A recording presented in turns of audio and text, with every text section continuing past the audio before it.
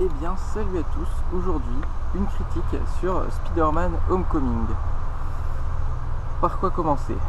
Non, sérieusement, il est pas mauvais ce film, mais je sais pas si on peut dire qu'il est bon.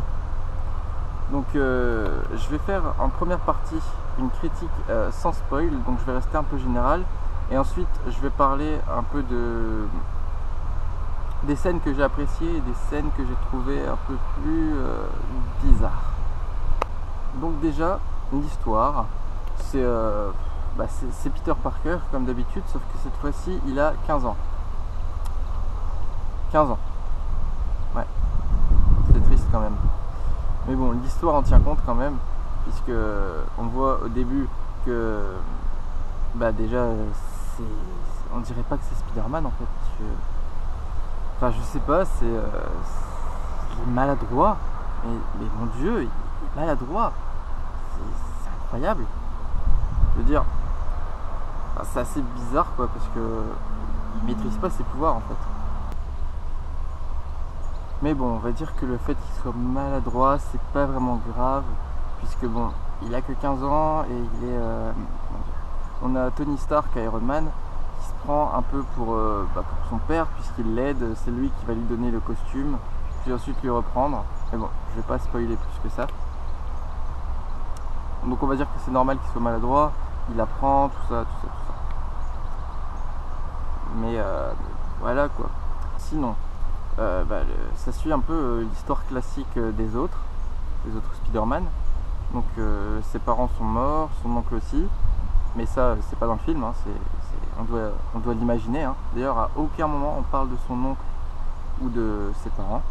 Ça je trouve que c'est un peu un gros défaut. Un autre défaut, c'est que on sait tous, Spider-Man est devenu Spider-Man parce qu'il s'est fait mordre par une araignée radioactive, mutante, ce que vous voulez. Mais ça, on doit l'imaginer en fait. Si t'as pas vu les autres Spider-Man, c'est tout quoi. C'est Spider-Man pour barre. Tu te poses pas de questions. Tu sais pas pourquoi en fait. Il y a juste un moment dans le film, t'as son pote qui a découvert que c'est Spider-Man.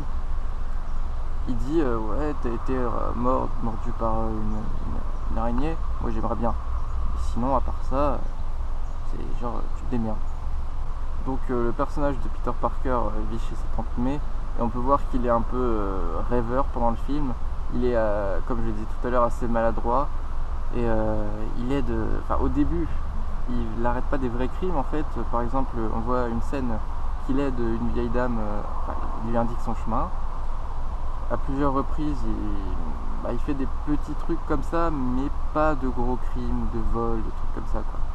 Mais à un moment, là, il va y avoir un braquage dans une banque et là, il va aider.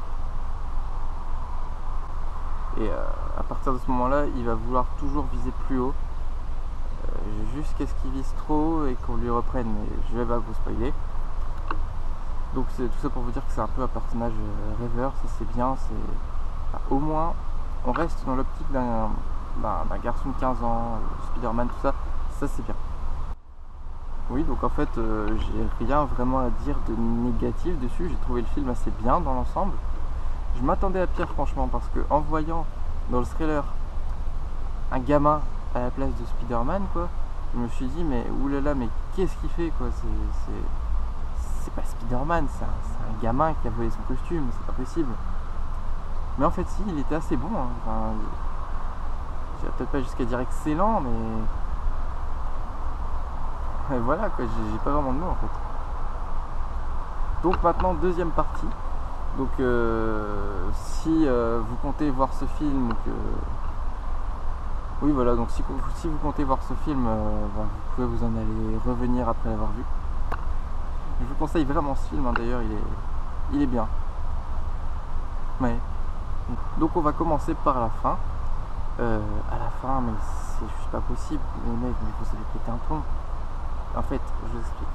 Spider-Man rentre chez lui et il appelle sa tante May, normal. Il n'est pas en costume. Il arrive devant son lit, il voit un paquet et là, il y a son costume. Donc il le met. Et là, on voit deux devant et derrière, qu'est-ce qu'on voit? Sa tante May. Mais je veux dire, il voit le costume, il le met, il y a sa tante May qui arrive. Mais pas possible, je veux dire. Si Peter Parker, Spider-Man, il appelle sa tante, je veux dire, tu peux pas mettre ton costume, ou alors je sais pas, tu fermes la porte, tu fais quelque chose, mais non. Du coup maintenant Tante May elle est au courant. Donc s'il y a un 2, je sais pas du tout comment ils vont faire. Parce que je sais pas, j'ai pas été voir les critiques ni tout ça. Donc je sais pas s'ils ont prévu de faire un 2 ou tout ça. Mais en tout cas, non, Tante May ne peut pas être au courant, c'est pas correct. Je veux dire, non. Dans tous les autres, que ce soit dans la série originale ou dans The Amazing Spider-Man, non. À chaque fois, dans chaque film, Tante May n'est jamais au courant. Non. Ses parents, son oncle, Tante May, ils sont jamais au courant. Personne n'est au courant. D'ailleurs, je trouve ça un peu bizarre que son ami soit venu être au courant. Oui, après, il a été très utile le jeu. Il a été très utile, je sais pas. Mais bon. Autre chose que je reproche au film, c'est que, comme je te disais tout à l'heure, Spider-Man est très maladroit. Il y a certains moments, il n'arrive pas à faire... Enfin, je veux dire, la scène la plus marquante, la scène qui, pour moi, était la plus marquante, c'est quand il arrive sur un parking, qu'il y a un camion avec 3 méchants dedans. Et là, en fait, il découvre son costume, quoi, son nouveau costume. Enfin, en fait, il enlève une puce, un genre de contrôle parental. Du coup, son costume, il a tous les pouvoirs de son costume, quoi. Et c'est à ce moment-là qu'on se rend compte que son costume, c'est comme l'armure d'Iron Man. Enfin, il y a une intelligence artificielle qui va appeler Karen dedans. Et il découvre qu'il y a plus de 160 modes de combat, je crois. En fait, c'est 160 toiles, quoi. Et à ce moment-là, il essaye un peu de découvrir les toiles. Et là, c'est un festival. Il n'arrive plus à marcher, il se casse la gueule, il tire des toiles partout. C'est n'importe quoi. Et quelques minutes après, il me semble que c'est quelques minutes après, il arrive sur un bateau. Et là, il y a plein de méchants. Et incroyable. Enfin, je veux dire, c'est comme s'il avait... il a tout appris. Il utilise des toiles parfaitement, presque au millimètre près. Il fait tout ce qu'il faut pour arrêter les méchants. Et ensuite, le bateau se coupe en deux. Et il arrive à le ressouder. Enfin, à 98%. Et du coup, il explose. Enfin, il n'explose pas, il se coupe. Iron Man arrive, sauve le bateau. Et lui reprend son costume. Ouais. C'est pas comme s'il avait arrêté tous les méchants. Bon, sauf un. Qui est un peu, c'est bon. Spider-Man, il a 15 ans, il les a tous arrêtés, c'est déjà bien. Franchement, bravo quoi. Donc je trouve que lui reprendre son costume, c'était un peu gros quand même, c'était un peu fort. C'était peut-être pas le meilleur moyen. Donc sinon, mon avis général sur ce film, eh ben, il est mieux que ce que je pensais. Il est beaucoup mieux que ce que je pensais. À la base, je m'attendais vraiment à un film bizarre. Enfin, je veux dire, c'est un gamin quoi. Mais finalement, ouais, il est bien. Donc je vous conseille vraiment. Mais ouais, c'est un film à voir, je pense. Après, ça reste un Spider-Man. Spider-Man, c'est bien. Je pensais que le concept à la base était un peu spécial, mais finalement, ils ont réussi à s'adapter à ça. Donc j'espère que cette critique vous aura plu. Soyez indulgents, c'est ma première. N'hésitez pas à donner votre avis dans les commentaires. Et à la prochaine fois pour une prochaine vidéo.